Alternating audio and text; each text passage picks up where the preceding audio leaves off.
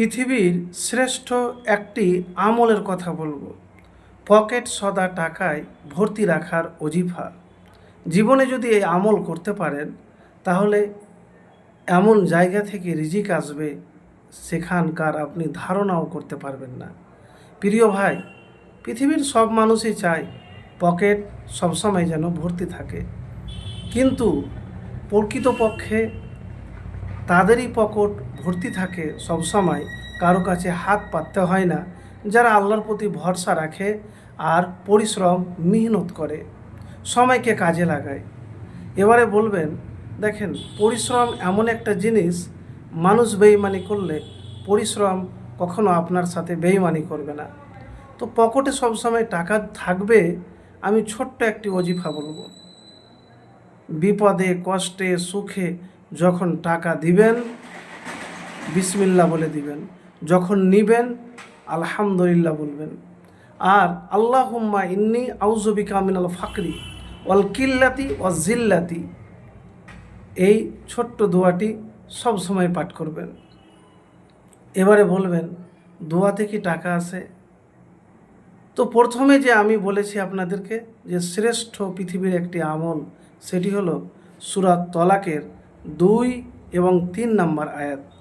আল্লাহ রাব্বুল আলামিন বলেন, যারা আমাকে ভয় করে আমি তাদেরকে এমন জায়গা থেকে রিজিক দিব যা সে ধারণাও করতে পারে না। তো প্রিয় ভাই, আরেকটি আয়াতে আছে, যারা আল্লাহর প্রতি ভরসা রাখে আল্লাহ তাদের জন্য যথেষ্ট। তো শুনতে খুবই সহজ লাগলেও আল্লাহকে ভয় করা কঠিন।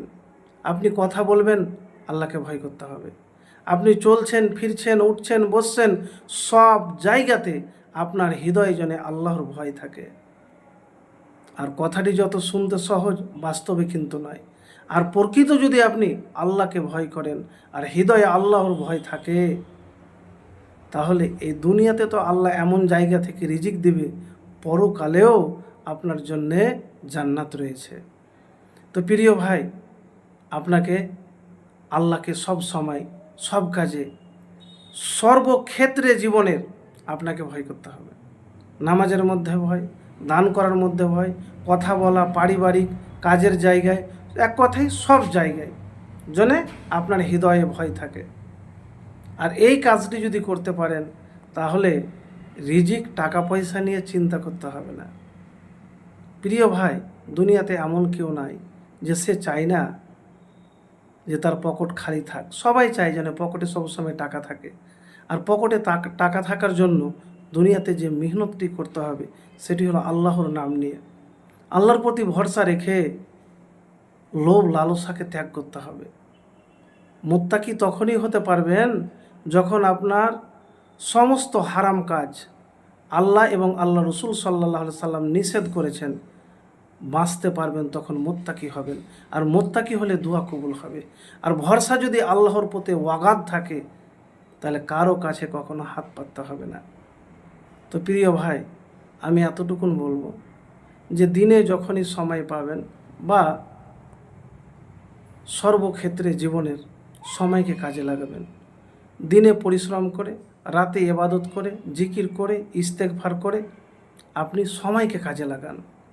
আর রাসূলুল্লাহ সাল্লাল্লাহু আলাইহি সাল্লাম বলেছেন, প্রকৃত ধনী তো সেই যার ধন আছে বলে সে ধনী হতে পারে না, যার হৃদয়টা বড় সেই হলো প্রকৃত ধনী। আল্লাহর কাছে এতটুকুনি চাইবেন যে, হে রব্বুল আলামিন, আমাকে তুমি এতটাই দাও যেন কারো কাছে হাত পাততে না হয়।